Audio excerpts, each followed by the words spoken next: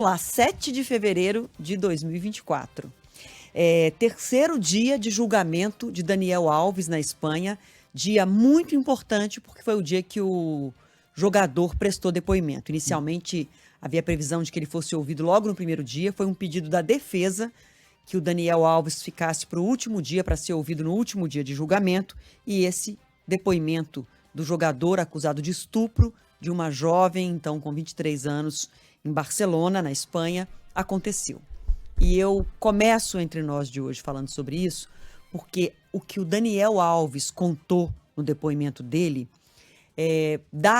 fica parecendo, dá a entender que quando uma mulher aceita ou se corresponde uma paquera, um flerte de um homem, a partir daí tá tudo liberado. E não é assim. O que o Daniel Alves disse? Que a jovem que o acusa de um estupro estava na balada com ele, se interessou por ele, que eles dançaram, que eles ficaram ali num flerte juntos na balada, que ele a convidou para ir ao banheiro e que ela foi depois. E que ela teria entendido e foi depois e aceitou, e que eles então iniciaram uma relação sexual, sexo oral, consensual.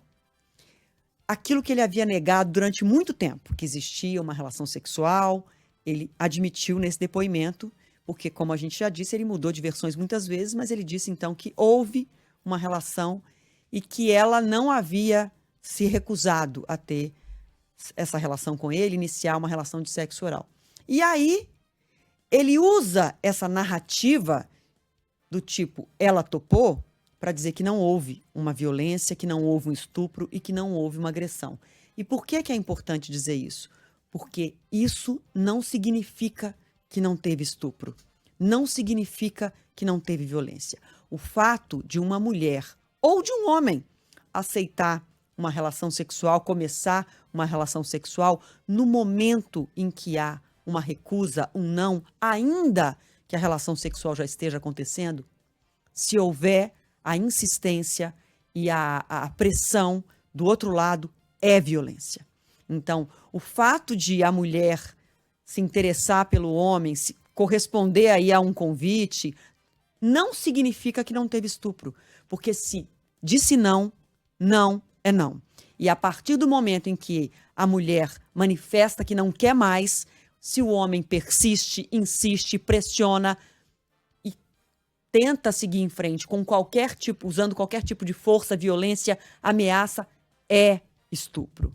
Então, a versão dele de que ela inicialmente se interessou e aceitou ter uma relação sexual não impede que depois aquela cena, aquela situação tenha se tornado um estupro.